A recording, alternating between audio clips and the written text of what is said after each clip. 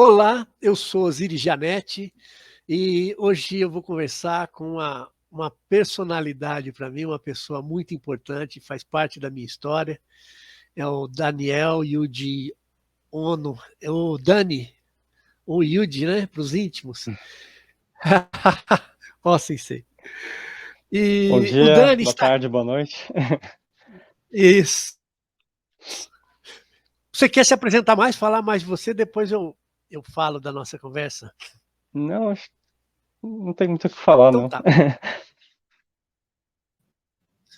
Na verdade, tem muito o que falar, a conversa toda é essa.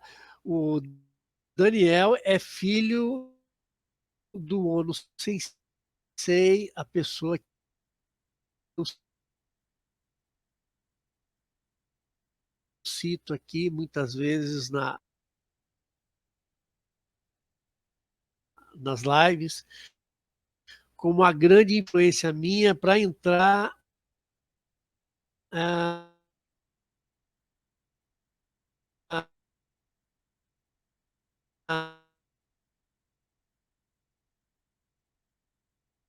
na acupuntura. Ele foi uma grande referência e uma grande inspiração também. Mas não só pelo acupuntura, ele tem um shiatsu, que eu tive a honra de aprender, não respeito. Antes da gente dar um pouco a palavra, essa live é uma reverência ao Ono Sensei, porque eu convivi com ele, o que eu aprendi, eu recebi, trabalhar com a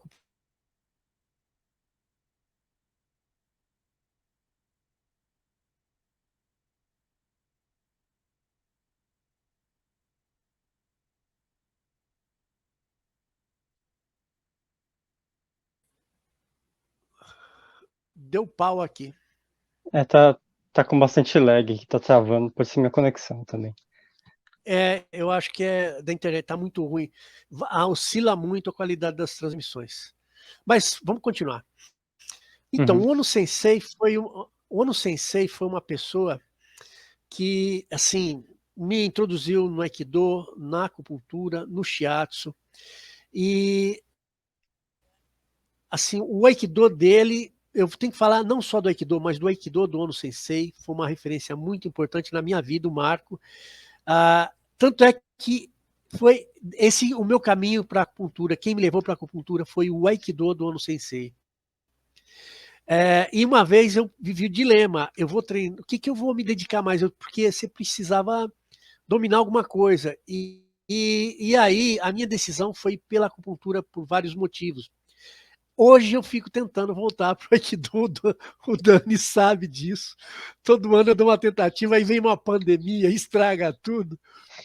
Mas, independente disso, o Dani, a família do Dani, o Ono Sensei mora no meu coração. O Aikido Pesquisa, que é a academia, né, mora no meu coração. E hoje eu trouxe aqui o Dani para a gente falar desses tempos, falar do que a gente viveu, né? Porque o Dani, você cresceu na academia, né, Dani? Uhum. Você começou bem pouquinho, bem novinho. E, assim, eu acho legal você fazer esse gancho do Aikido com a acupuntura, porque acho que no Brasil ah, está bem ligado, assim, a história da acupuntura no Brasil e do Aikido no Brasil, né? O Aikido no Brasil foi trazido pelo mestre o Kawai Sensei, e foi ele também que trouxe o Ono Sensei para esse caminho da acupuntura. E é interessante que muitos alunos do Ono Sensei seguiram para acupuntura também, alunos de Aikido, da mesma forma que do Kawai Sensei também. Inclusive pessoas que nem aprenderam diretamente com eles a parte da acupuntura, né, mas por se inspirarem em seus mestres, tentaram buscar conhecimento nessa parte da MTC ou da acupuntura japonesa. Inclusive tem Sim, algumas histórias que eu não sei exatamente como que foram, né? Mas me parece que a dona Letícia, Letícia Ah, Kawai, esposa do Kawai Sensei, ela também ajudou bastante na elaboração dos primeiros livros de acupuntura que foram feitos no Brasil em português. ela tem uma ligação com aquela escola, a EOMA? Tem? EOMA, acho. Eu acho que foi essa escola que eles ajudaram bastante a fazer os Ah, primeiros livros. Acho que foi essa a história, né? Eu tenho medo de falar alguma coisa e ficar registrado e eu não sei bem como que foram os fatos, mas eu sei que existe uma ligação assim forte. eu já ouvi falar, é assim, não se preocupa, porque aqui não é um congresso, a gente corre o risco, porque é uma conversa de, de sala, conversa de final de treino, né? A gente, depois, se precisar corrigir algum dado, eu coloco nas partes escritas aqui do vídeo, mas eu já tinha ouvido alguma citação nesse sentido, sim, que teria alguma ligação dela, e mais dela do que do Kawai Sensei. Né? E, E, fala. desculpa, o que eu sei da história do Kawai Sensei, né, é que a família dele já vinha de uma família de curandeiros. Eles usavam uma técnica que parece que chamava Aiki no Jutsu, que já usava esse termo Aiki, né, que é alguma coisa como uma energia que unifica, que se harmoniza, que se conecta, e usava essa técnica para fazer a cura de pessoas lá, assim, nos ancestrais do Kawai Sensei. E quando ele veio para o Brasil para trazer o Aikido, a acupuntura foi o meio dele conseguir se sustentar financeiramente e sustentar o Aikido também. Olha só. Então, todo mundo que se interessava em levar o Aikido profissionalmente, o Kawai Sensei ensinava eles acupuntura também, que Ah, ele achava que era dessa forma que eles iam conseguir trazer arroz e feijão para casa. Então, o Ono Sensei também seguia esse caminho. Ele, olha aqui. sempre que alguém demonstrava interesse, né, em dar aula de Aikido, ele falava que é um caminho difícil, que era bom ter um plano B, e muitas vezes esse plano B ele recomendava a acupuntura. Ah, E é interessante que, assim, já para nossa geração, né, a minha e a sua, assim, eu acho que a gente se interessou mais pela acupuntura muito mais, de repente, para a gente estar se espelhando, assim, nessa questão de tentar ajudar as pessoas, né, do que necessariamente no lado financeiro, né? e isso era muito forte no Sensei, né? Era o mantra dele era ajudar as pessoas, né? É Acho que uma. muita gente, né, teve. Agora tá me fugindo os nomes, mas muita gente que era de uma área totalmente diferente, né? Não sei se você lembra do Edgar, que, que hoje em dia é uma referência, né, na parte do taoísmo e na acupuntura, né? Ah, tá. E, e ele também ele era da área de artes, né? Exato. E foi As- buscar mais informações, assim, ele não seguiu o Ono Sensei nesse aspecto, né? Ele foi direto lá no caminho da MTC clássica mesmo. Isso. Mas eu acho que assim, o Ono Sensei, ele inspirava a gente, né, a tentar ajudar as pessoas de outras formas. É verdade, é verdade. E a gente está falando aqui Ono Sensei, mas ele tinha um título, né? Shihan, Ono Shihan. Qual que era essa diferença para a gente deixar aqui em aberto para as pessoas?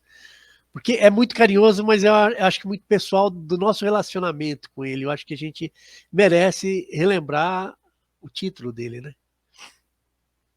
É, é um aspecto meio cultural, assim, meio difícil de a gente conseguir traduzir isso, né? Sensei também é um título e uma forma de tratamento. No Japão, se você dá aula, você é professor, você pode ser chamado de sensei. Também é a forma como as pessoas se dirigem aos médicos. Então, que nem a gente fala doutor aqui, lá eles falam sensei. Ah, tá. Então, médicos, promotores de justiça, políticos. e também figuras religiosas, né? Então, monge, padre, eles também podem chamar de sensei lá. Ah, tá. É também quem ensina e, assim, a palavra sensei, na verdade, significa aquele que é mais velho, né? E não necessariamente é alguém mais velho. Então, de modo bem grosso modo, assim, é um professor, né? Tá. E já o Shihan, né, que existe o kanji também Hanshi, Ah, que são meio equivalentes, né? É um título que geralmente é dado a professores mais experientes, assim, que já estão bastante tempo.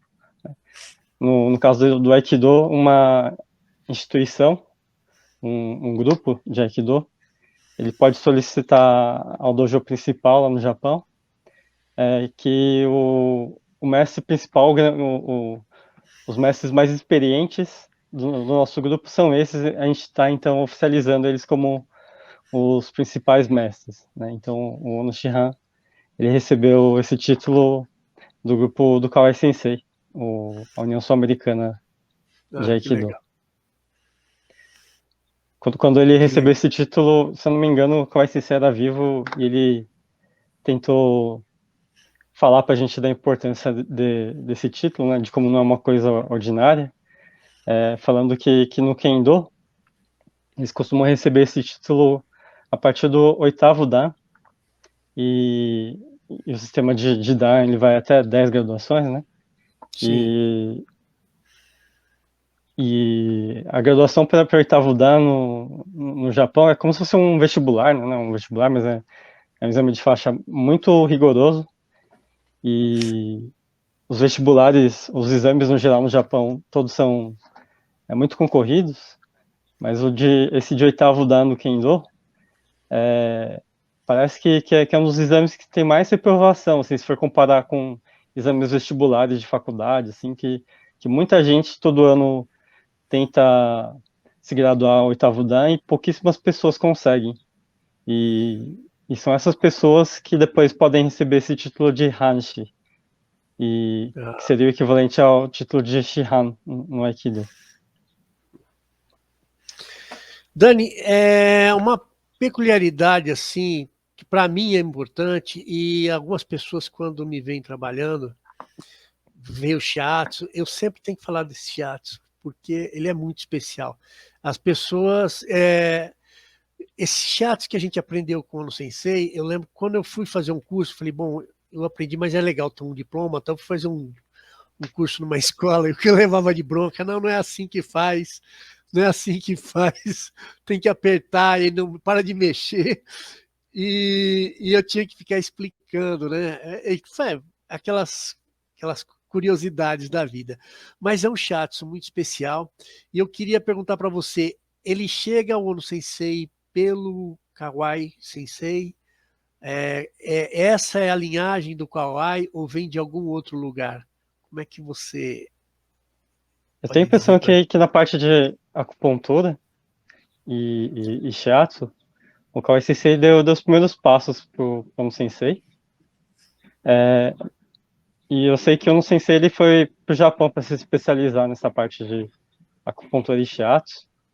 E eu esqueci o nome do mestre que ele foi atrás lá no Japão. E ele foi incorporando algumas coisas que ele foi aprendendo também ao longo da vida dele.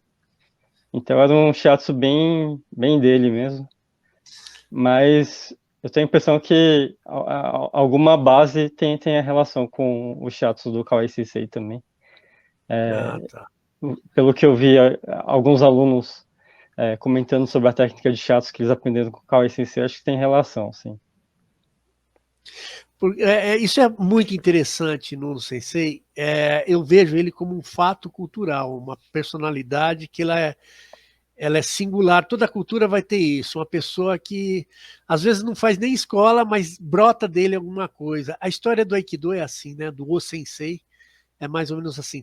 Treinou várias artes até que uma hora viu, não, estou fazendo uma coisa diferente e se funda o Aikido. E o Ono Sensei, com toda a. Porque ele era uma pessoa muito fiel às suas origens, né? Aos antepassados, ele tinha nossa, eticamente, todas as pessoas com quem eu conversava falavam da fama ética que tinha o Ono Sensei. Mas, ao mesmo tempo que ele tinha esse respeito, né, e essa reverência para o passado, ele tinha essa coisa de ser uma... No corpo dele acontecia uma coisa especial, diferente. Você falou do shiatsu, eu não sabia, mas faz todo sentido, porque eu vi isso no Aikido e vi isso na respiração, no Kokyu-ho dele, né? Primeiro de tudo, ele falava que o método dele de respiração era sempre buscando a saúde, né? Então, Sim. tanto a saúde dele quanto das pessoas que ele fazia o tratamento. Então, acho que uma coisa está conectada à outra, assim. E é impressionante, porque ele é o exemplo do método dele, né? Ele é um atestado do método dele, porque a vitalidade que ele levou até o fim da vida dele é E é impressionante. interessante que ele não fazia anamnese, né? Ele não conversava com o paciente, ele ia direto, ele sentia. Muitas vezes já direto pro shiatsu, né? Mas quando ele colocava a mão, já parecia que colocava a mão no lugar certo, né? E depois de fazer o shiatsu, que ele fazia a acupuntura. E tudo isso era sem abrir a boca, assim. Ele nunca perguntava o que a pessoa estava sentindo. E é engraçado que assim, eu desde criança era tratado por ele, né? E ele nunca me perguntava nada. Então eu demorei para quebrar esse paradigma de ir na medicina tradicional e passar por um processo de anamnese, do médico perguntar o que eu estava sentindo e eu conseguir expressar o que eu estava sentindo, porque em casa com o Ono Sensei não era dessa forma, eu não precisava falar nada. Eu achava que o médico tinha a obrigação de saber o que eu estava sentindo e qual seria a melhor postura que ele teria que fazer, né? Então, eu achava, hoje, assim, olhando para trás, eu acho um negócio fantástico, assim. Eu tive crises de rinite alérgica e cada crise que eu tive, assim, muito forte, assim, foi diferente. E é engraçado que mesmo sendo diferente, ele sabia, ele não me perguntava nada, ele já ia, às vezes parecia que estava entupido mais aqui, assim, e já ia direto lá.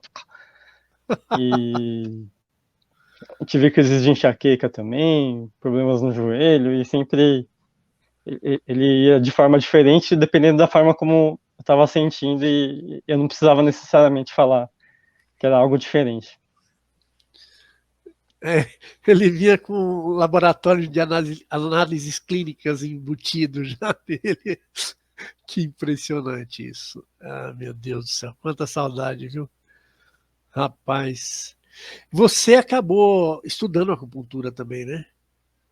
Eu estudei um pouquinho no ETOSP, Ah, tá. mas eu não segui, não.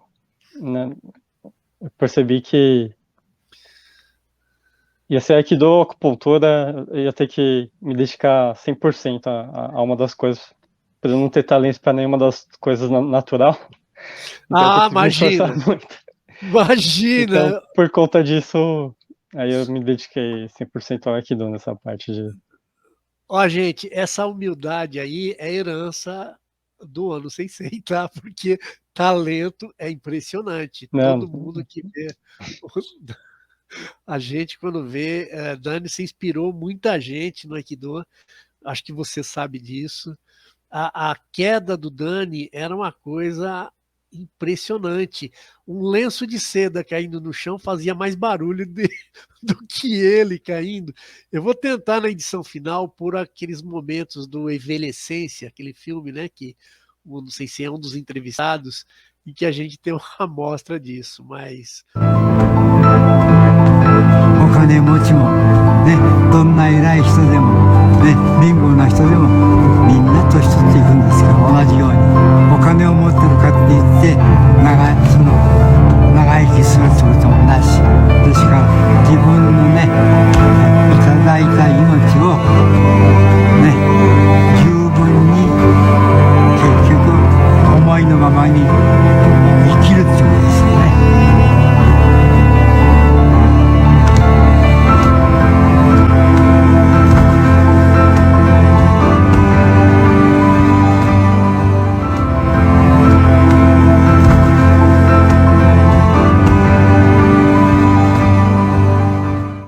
eu acho que assim, eu compreendo a sua posição, porque é a do Ono Sensei da gente estar sempre buscando, nunca empinar o nariz, né? E é o caminho da gente. É lógico que o seu caminho é diferente do dele, mas é importante. Esse ensinamento eu tento trazer para mim também. É uma coisa muito difícil da gente lidar, mas de se manter humilde, porque tem um oceano ainda para aprender, né? Em tudo na vida, né, Dani? Tudo tem várias camadas, né, gente? Exatamente. E como está o dojo hoje com essa pandemia? Eu vi que os treinos voltaram, eu tentei fazer alguns, aí deu aquela piorada de novo. Como é que está lidando com isso lá na academia, Dani? Tenho a impressão que todo mundo hoje valoriza ainda mais, assim, poder estar treinando, né? A gente ficou muito tempo impossibilitado de fazer um treino com contato físico. Eu, particularmente, senti muita falta disso, assim. Teve um momento que a gente pôde voltar a treinar sem contato físico, então a gente fazia treino com espada, com bastão, né? Treinos de alongamento, de fortalecimento, mas era muito distante da nossa realidade, assim, do Aikido, de treinar com contato físico. E eu senti um impacto, assim, na minha vida, assim, no dia a dia. A forma como eu me relacionava com as pessoas, principalmente as pessoas que pensam diferente de mim, ficou muito mais difícil sem o Aikido para nos lembrar de conseguir soluções harmoniosas com pessoas que não estão harmonizando com a gente. Acho que essa é a grande busca do Aikido. E o treino do dia a dia é que faz com que a gente faça isso, não é uma coisa racional. Não basta eu lembrar que eu tenho no Aikido que eu preciso fazer isso, que se eu não estiver lá treinando no dia a dia, o treino comum com contato físico, na hora que alguém pensa diferente de mim e vem falar alguma coisa diferente de mim, eu não reajo da mesma forma. É interessante que isso é uma coisa das artes marciais, assim, a gente pratica, e sem perceber a gente está aquela coisa do Daniel San, né, de passa Ah, cera, limpa cerca, então quando precisa, o corpo ele reage daquela forma instantaneamente. Então dizem que o Budô, a arte marcial, na verdade é uma reeducação dos nossos instintos. A gente pratica tanto que sai natural, né? puxa vida. Realmente faz parte, e eu acho que você falando isso, para mim se a gente pensar na herança do Aikido do Ono Sensei, é bem esse lado. Porque eu vejo muitos. Não que ele menosprezava o lado técnico, pelo contrário. Tanto é que a refinada técnica do pessoal do pesquisa é muito refinado tecnicamente. Mas essa parte, eu não vou nem falar conceitual, porque fica fria, né? Esse valor ético, esse valor de treinar o espírito junto, mas não é o espírito isolado, é da união com o outro, né? Porque isso era muito presente na respiração dele, era união com o universo, união com o entorno, e a própria orientação do contato, né? Na hora que fazia o contato com o corpo, era disso, né? Da gente se sentir harmonizado, que começava pelo sentimento, né? Acho que se matou, assim. Isso é uma coisa bem típica da didática do Ono Sensei, né? Dele falar do que você está sentindo e como você deveria se sentir desde o momento que você está na frente do seu parceiro de treino, quando você vai cumprimentar, quando você entra no dojo, ele fala muito desse sentimento, né? Eu acho que isso é uma grande característica do Ono Sensei. A gente podia estar executando uma técnica de mobilização, ele não corrigia necessariamente a forma da sua postura, mas como que você deveria estar sentindo, né? Em vez de você estar tentando brigar com o seu parceiro, de você só imaginar que você está dando amor, que você está 5 centímetros abaixo da terra, que nem me falava, assim, né, no começo. Isso era impressionante, é verdade. Verdade. É uma educação do espírito, né?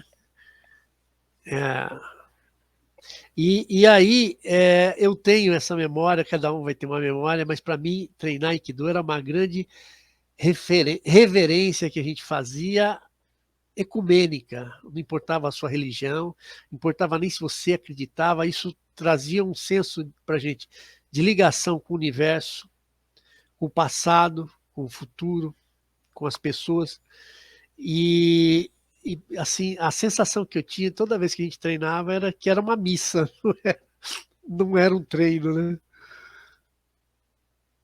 E Era uma... falava que o ar que a gente respira é o mesmo ar que Jesus Cristo respirou, que Buda respirou, né? Então, e falava que ele conseguia sentir um pouquinho dessa grandeza só pelo fato da gente estar respirando, né? Que o ar é o mesmo, assim, ele fica só se renovando, né? O mesmo H2O, a água também é a mesma, né? Então o oxigênio é o mesmo também. Essa é uma lição de humanidade que eu acho que o Brasil se abandonou um pouco, o Brasil meio como um país, parte da população, e é o que aponta a importância desse treino de Aikido, né? Dessa visão. Eu acho que é um momento muito bom para a gente. Mas a gente começou a falar algumas coisas aqui, antes da gente entrar aqui na gravação, eu estava conversando com o Dani, e se deixasse eu ia falar 3 horas com ele, não ia gravar nada. Eu Porque tinha o te Dani... perguntado como que você conheceu o Ono Sensei, né? Como foi? Foi muito interessante. Olha, o Ono Sensei tinha umas coisas, e o Dani vai dar a versão dele, né? Mas assim, porque eu lembro que ele falava assim: olha, não vai pôr placa na academia, né? Eu não peguei isso, me falaram, ó, não põe placa, porque quem tiver que vir, vai vir. E a academia era cheia, ainda é cheia. E aí, esse negócio de quem tiver que vir, vai vir, eu juro que quando eu soube disso, eu assustei, porque uma vez me recomendaram, vai fazer Aikido, tal, que eu estava querendo cuidar da minha saúde. Tem um mestre muito legal lá na Rua das Carmelitas, que foi, acho que o segundo dojo dele, foi isso, Dani? Não, na verdade, esse dojo era o dojo do Kawai Sensei, na verdade. Ah, E aí, quando tá. o Kawai Sensei conseguiu um lugar melhor, já tinha uma turma que tinha ficado lá, né? Então o Ono Sensei acabou ficando encarregado de cuidar da turma que ficou. Ah, tá. Então ele Bom, costumava falar pra gente, assim, que por mais que o prédio estivesse bem velho, que ele ia ficar lá pra sempre, porque ele ficou encarregado de cuidar daquele prédio que o Kawai Sensei deixou para ele. Ele ah, só aceitou, depois de muito tempo de insistência, né, se mudar, porque o prédio, uma vez a gente estava no meio de um exame de faixa, e pegou fogo, assim, em um dos vizinhos lá, que era tudo colado, assim, uma casa colada na outra, né, que o bairro inteiro era muito velho, assim, as casas. é. E lá a nossa fiação também era toda velha, assim, o prédio era todo velho, assim.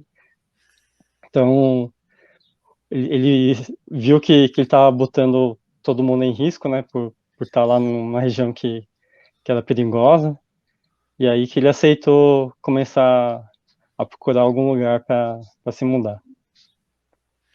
Ah, tá.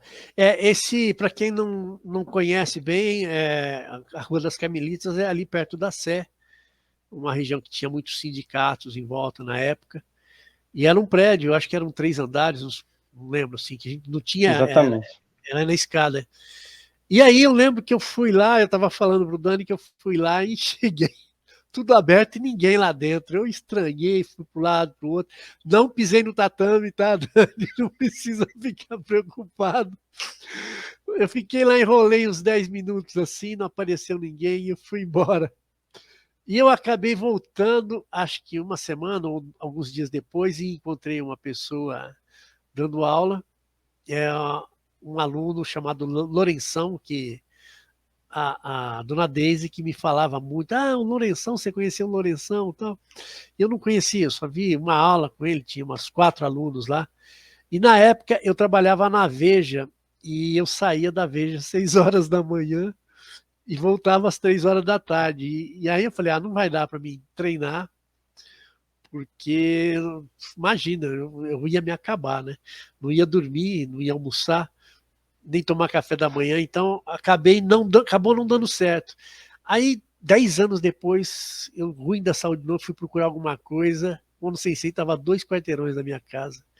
Que, essa coisa de que o que vem, tiver que vir, vem, eu fiquei quieto, sabe? É aquela coisa, não sei se bruxas existem, mas que existem. Que existem. Legal, né? Essas coincidências, assim.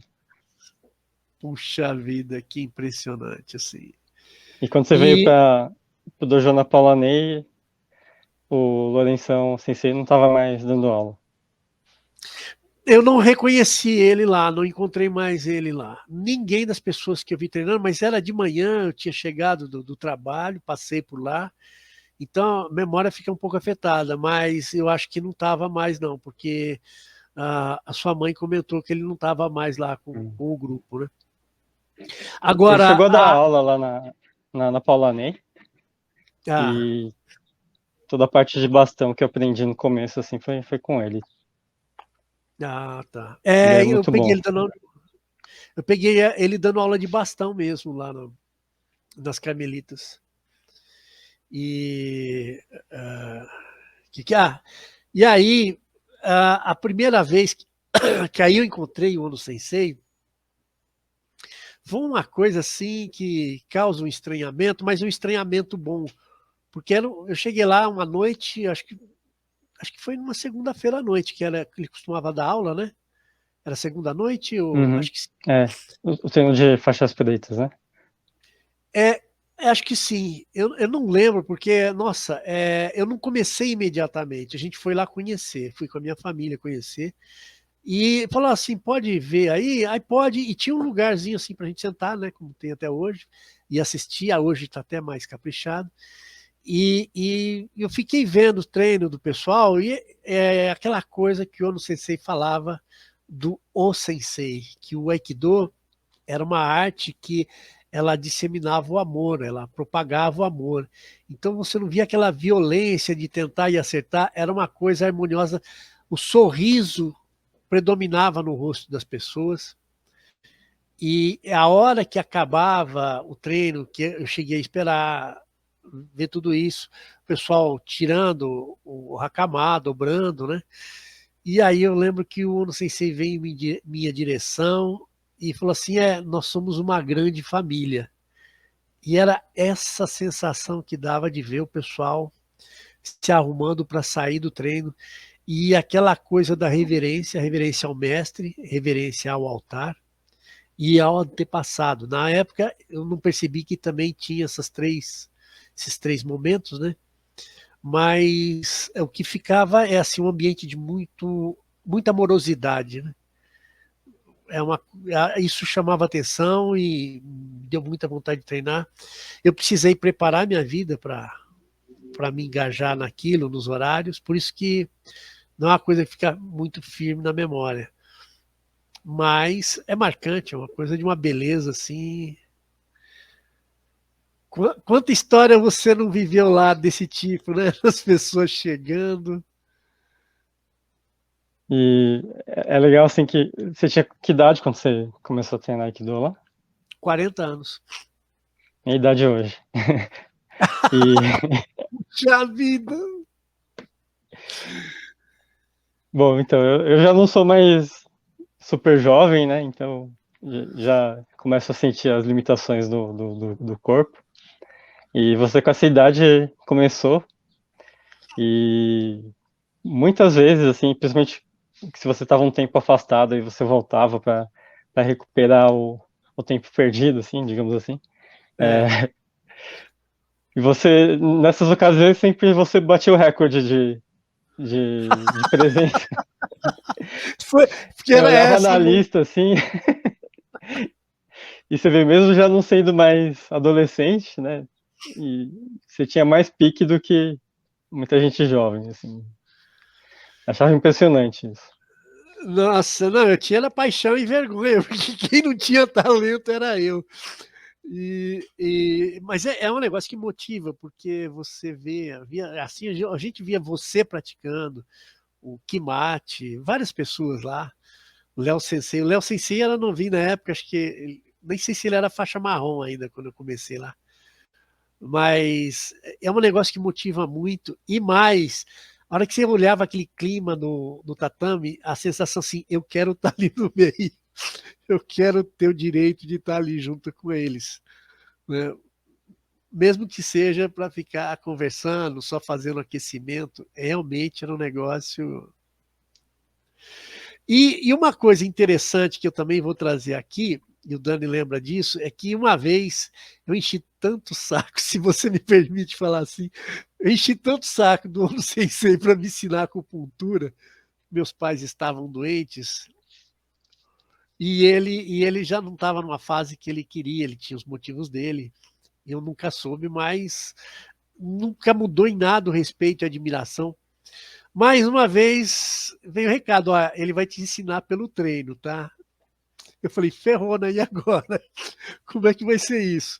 Aí eu arrumei um caderno, eu falei, tudo que ele falar eu vou anotar. E eu acho que essas coisas que foram me construindo, né? E o impressionante é que quando eu olho para trás, dá a impressão que eu não sei se sabia o que estava fazendo. Assim, sabia o que ele poderia. Eu falei, é lógico que, não sei se vocês sabem que a vida tem as suas incertezas, né? Mas isso você não te afasta da régua, você segue em frente. E eu lembro que esse caderno, assim, até a tosse dele eu marcava os detalhes. Ele era um ser humano como todo mundo, assim, tinha suas qualidades e defeitos, né? Mas eu tenho a impressão que quando ele pisava no tatame, saía só o melhor dele, mesmo se ele tivesse de mau humor, né? Muitas vezes esse mau humor vinha por causa das dores que ele sentia. E a gente podia achar que ele estava bravo com outras coisas, mas não é se ele falasse que ele tentava tirar coisas positivas das dores que ele sentia, né? Eu imagino que existe uma certa limitação para isso. E eu acho que era nessas ocasiões que ele estava mais mal-humorado, então ele ficava mais nervoso, dava mais bronca. E mesmo essas broncas, assim, esses maus humores, assim, eu tenho a impressão que saía de uma forma positiva, assim, que cutucavam as pessoas nos lugares onde deveriam ser cutucadas, e em mim, inclusive, também. Não, isso é impressionante, né, Dani? Impressionante dele. E a dor dele, a gente só foi ter noção quando ele fez a cirurgia, né? Que eu lembro que fizeram o exame da coxa femoral, da articulação, era osso com osso já assim, muito liso. E a questão não era só osso com osso, né? Que quando desgasta a cartilagem, o osso ele tem na articulação tem aquela parte que seria oca, né? E aí o pouco de cartilagem que tem, por causa da compressão das articulações, ele fica comprimindo naquela região que tem um nervo, né? Então, se não tivesse mais nenhuma cartilagem, talvez seria melhor, porque o que sobra ele fica empurrando lá. Mastigando, E diz que essa sensação é igual a sensação de quebrar o osso. Então,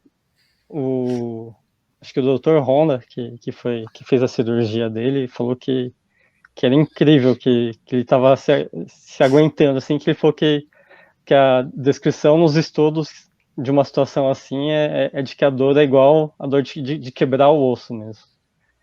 E ele estava com essa dor e tentava tirar algo de positivo nisso ainda, falar que isso recorda ele que ele estava vivo, né? Ele falava muito isso, é verdade. E o que é impressionante é assim, o que o Dani falou, eu reforço aqui, que quando ele entrava no tatame, ele dava uma olhada, não sei se para baixo, para o santo, alguma coisa, de repente ele puxava o ar, e aí andava firme, em linha reta, para a posição de dar aula, sem dar uma mancada, sem dar uma puxada. Era impressionante essa atitude dele, né? E eu lembro que tinha o Dr. Oswaldo na época, que acompanhou também parte desse tratamento, ele explicava pra gente. Até, não sei que médico que olhou a radiografia dele e falou assim, ó, essa pessoa não tá não tá nem ajoelhando, sentando, aí mostraram ele rezando em senzá, falaram assim, ó, é essa pessoa aqui. É uma coisa, a gente vê assim, não é só atitude de fé, atitude de encarar os desafios, mas tem uma coisa que só foi possível por conta de como ele lidou com o corpo dele, o que ele desenvolveu no corpo, né? É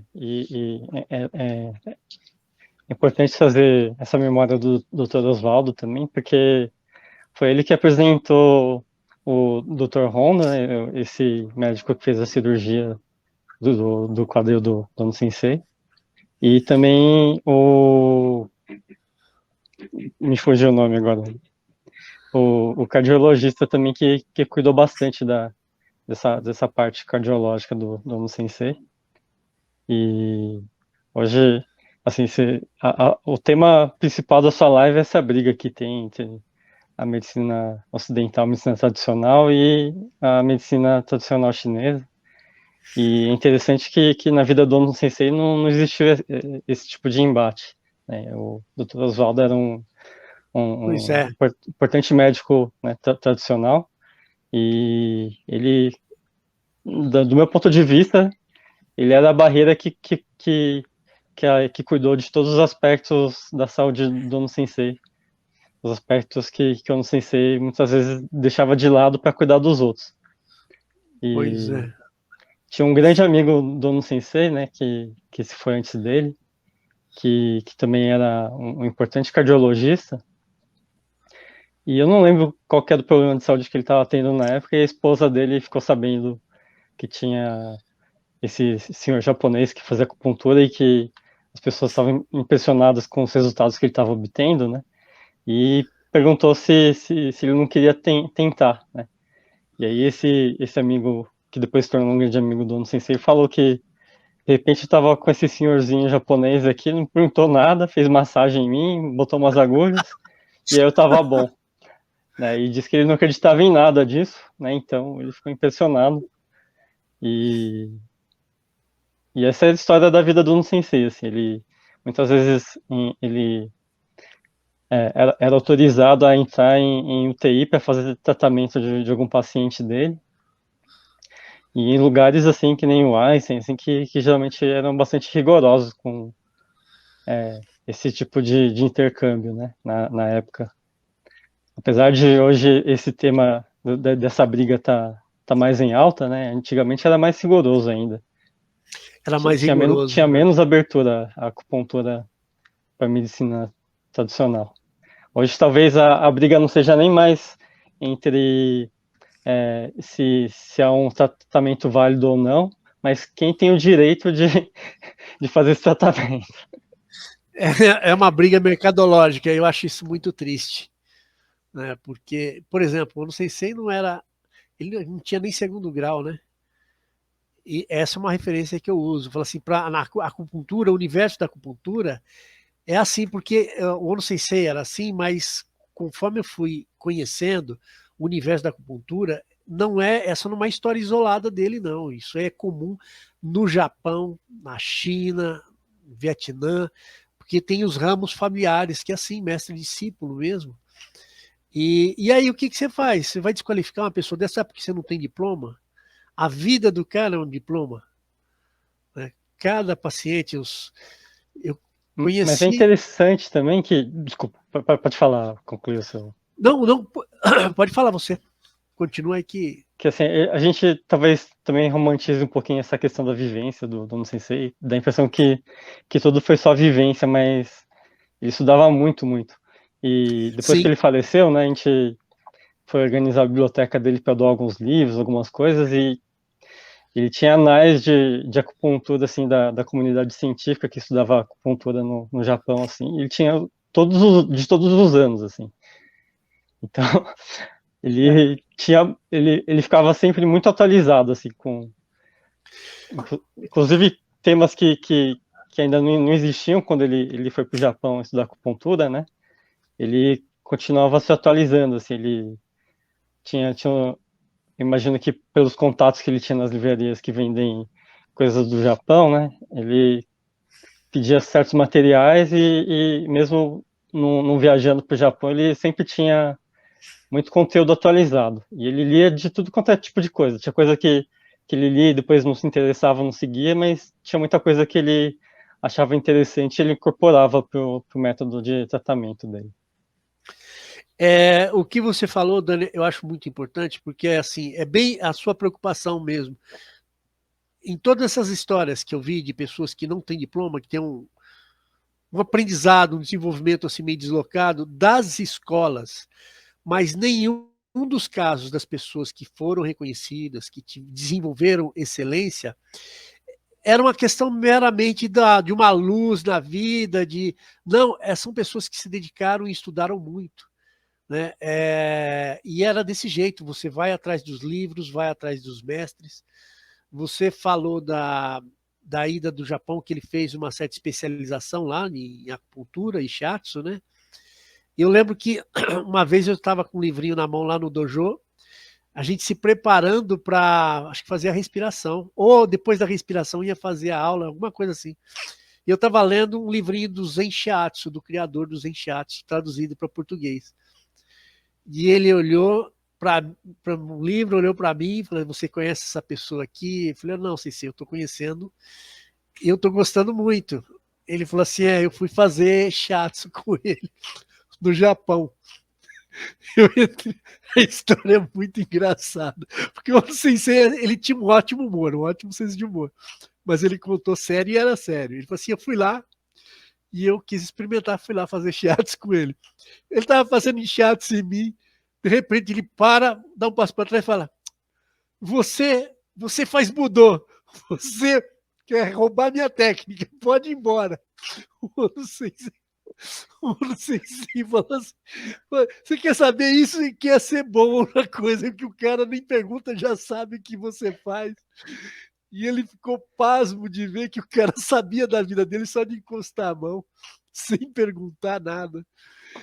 Essas histórias do Sensei é um aprendizado para a gente. Então eu falo muito nas lives, eu falo muito disso, dessa dedicação dele. Só essa história eu não lembro o nome do criador do Zen Shiatsu, mas essa história dele é a primeira vez que eu estou contando aqui. E é muito legal, muito divertido isso. O Sensei, ele também, de aula em aula, assim, de tempos em tempos, ele costumava dar uma aula, um treino sobre primeiros socorros para praticantes de artes marciais, né? Isso era uma didática que vinha dele antes dele conhecer o Kawai Sensei, porque quando ele treinava judô, o mestre dele de judô, ele fazia isso, de vez em quando ele dava uma aula de primeiros socorros de coisas que poderiam acontecer num treino, né? Então ele passava isso pra gente também, e de vez em quando ele comentava assim que no Japão tem um ditado, que eu não vou saber ao certo como que é, mas basicamente era que a mão que tem o poder de tirar a vida tem que ter poder também de dar a vida, assim, no sentido de que você tem que ser proporcional à sua capacidade de ferir alguém, você tem que ter a capacidade de curá-la também. Então, você é uma medida, assim, que você pode ter a capacidade de tirar isso da saúde dela, mas ter a mesma capacidade de elevar isso à saúde da pessoa. Então, ele vê essa relação muito importante. Muito, muito poético. Tem uma coisa, Dani, que me chamou a atenção, e eu tento lembrar e falar para as pessoas, porque me parece que a grande referência do Ono Sensei e o Kawai Sensei que me falava disso é o Sawada Sensei, é isso? Que eu acho que ele teve contato, nunca foi com Sawada, mas acho que foi de livros, e talvez com algum discípulo do Sawada, que é quando ele vai lá e escalar o Monte Fuji, estoura o joelho, acho que é o mestre que cuida dele. Você lembra de alguma coisa desse sentido? Não conheço as histórias, não. Tá. Esse foi o mestre de acupuntura dele? Porque Não, o Sawada Sensei é uma pessoa mais ou menos que da época da Guerra da Coreia, do Japão com a Coreia, ele vai aprender lá, tal, ele volta para o Japão, e ele gera discípulos no Japão, e aí depois, quando existe a acupuntura começa a ser obrigatório o ensino em universidade, esses mestres antigos perdem valor, né? Mas eles são muito influentes ainda, é muito importantes. E eu acho que o Ono Sensei acho que teve contato com um desses mestres, discípulos do Sawada. E eu lembro assim, eu não sei quem, acho que foi o Ono Sensei que comentou que ele recebeu uma carta do Kawai Sensei para procurar um mestre que poderia ajudá-lo a se desenvolver em acupuntura. E ele leva essa carta e o mestre acho que deixa ele presenciar alguns tratamentos, porque aprendi assim, vendo, né? Olha, estou tratando aqui, explicava tal. E acho que eles vão ficando amigos e ele gostava de escalar e falava, vamos escalar o Monte Fuji. E eu não sei se ele nunca tinha escalado na vida, vai. Ele falou assim, olha, doía, mas eu não podia fazer feio. Eu consegui, o problema foi na volta, que aí tinha que voltar porque não dava para ficar lá. Assim, E descida é sempre pior, né? Pra quem sofre com de dor pressão. no joelho, né? Nossa. Ele falou que ele chegou com o joelho desse tamanho. Enorme, assim. E aí o mestre tratou o joelho dele. Eu acho que, não sei se é aí que ele vai conhecer aquelas agulhas que ele usava, que eram agulhas grossas, assim, enormes. Acho que mais ou menos isso aqui, né? Acho que dava 2 ou 3 milímetros de espessura de agulha, que acho que é o que o mestre usou nele. Mas essas... Eu tenho a impressão que são técnicas muito difíceis, assim, que com o tempo, infelizmente, vão se perder, porque eu tenho esse problema no joelho que de vez em quando ele inflama muito, né? E sempre que ele inflamava, eu recorria ao sensei, assim, ele tinha uma agulha desse tamanhão, assim, É isso. muito grande, assim, e comigo, pelo menos, ele sempre só usou pra esse problema no joelho que eu tinha. Ele ia enfiando a agulha, assim, ia costurando, assim, que nem crochê, assim, fazia um negócio muito doido, assim, no meu joelho e doía pra caramba. Mas aí quando ele puxava, aí você via o inchaço assim, ficava plano de novo, assim, um negócio incrível, assim. E Olha. acho que nenhum dos discípulos dele chegou a aprender essa técnica, assim. Acho que devia ser muito difícil. Porque tinha a questão da inserção dele, né? Eu lembro que uma vez, quando eu estava estudando tal, eu chegando lá, estava conversando, e aquela preocupação, não dói, não dói, dói, não dói, ele pegou as agulhas, aquelas agulhas que ele usava, acho que dava 4 centímetros, e enfiou debaixo da patela, assim, 2 agulhas, uma de cada lado, né, nos olhos do bezerro aqui, nariz do bezerro, alguns chamam.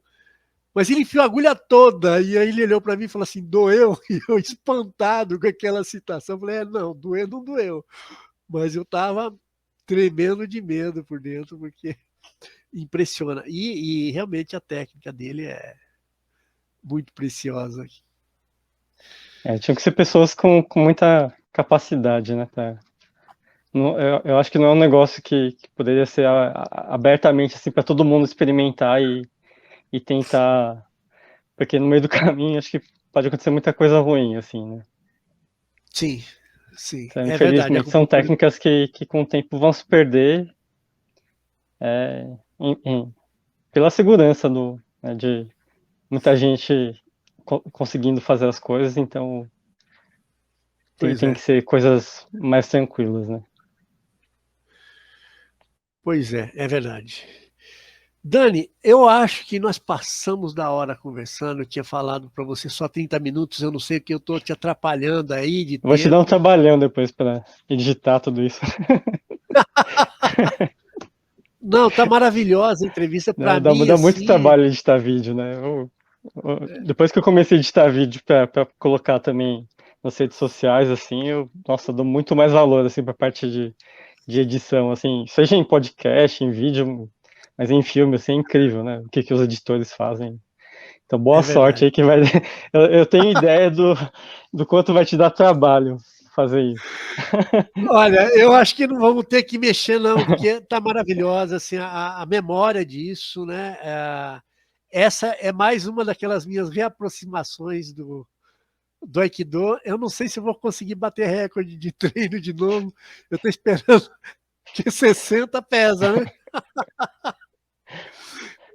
Mas gozado, Dani, porque assim, quando eu tentei voltar esse ano lá com o Walter, Walter Sensei, e o corpo melhora, rapaz. Né? Eu estou todo entrevado aqui de ficar sentado aqui no computador, mas quando você volta a treinar, a respiração melhora, o sono, e como você falou, os relacionamentos melhoram também, né? É. Só o fato de fazer atividade física, né? Pelo menos o que eu estudei na MTC, falava que quando eles falam de energia dos alimentos, né, eles estão se referindo não só à boa alimentação, mas também à respiração. E quando eles falam de respiração, eles estão falando dos exercícios, né, das atividades que envolvem um controle de respiração. Isso vai desde da parte de meditação, quanto também exercitar fisicamente, né? Então, eu acho bom, isso todo mundo sabe, né, que é importante para a saúde ter uma prática regular de atividades físicas. De atividade, é verdade. E o Aikido é especial para gente que ama o Aikido, né? Traz esse benefício a mais, assim, que é a gente conseguir se relacionar melhor com as pessoas e de repente fazer com que elas também se relacionem melhor com as outras pessoas, que eu acho que isso é o poder multiplicador do Aikido, que ele não leva harmonia só para quem pratica, mas acaba contagiando também algumas pessoas que estão no entorno dessas pessoas. Né? É verdade, é verdade. Olha, Dani, muito obrigado, assim, imensamente grato. Vou voltar. Na verdade, eu quero visitar a sua família também, sua mãe, que tem muita saudade, né? Aquela coisa de pandemia, você tem que ficar longe e vamos se aguentar. Ainda mais que, assim, como eu atendo muito e voltei a atender com acupuntura, o contato é perigoso. Então, a gente tem que se preservar para. Porque mesmo que eu passe bem, eu peguei Covid, consegui sobreviver, mas não é para todo mundo isso, né? Então a gente tem que tomar cuidado e aí eu estou ensaiando para voltar às rotinas. Então dá um abraço na sua família e na família do Aikido. Muito obrigado. E tem muita gente nessa família do Aikido que tem mais a contribuir com memórias do que eu, assim, o Ivan Sensei, Miyajima Sensei, os alunos que ficavam no café da manhã com o Sensei, né, então tinha muita história que o Sensei contava, assim, às vezes eu vi algumas histórias assim, até não sabia até que ponto que eu não sei se recordava factualmente, assim, das coisas, né, mas tinha coisas que ele contava, assim, que depois que ele se foi, eu achei uns documentos lá que realmente comprovava algumas histórias, assim, que ele contava, assim, que eu achava que era coisa da idade, assim, que ele estava imaginando algumas coisas, confundindo memória dele com fatos que aconteceram realmente, mas tem alguns certificados lá que realmente documentavam, assim, que certos fatos aconteceram, e eu achei impressionante isso. Impressionante. Nós estamos aqui referenciando.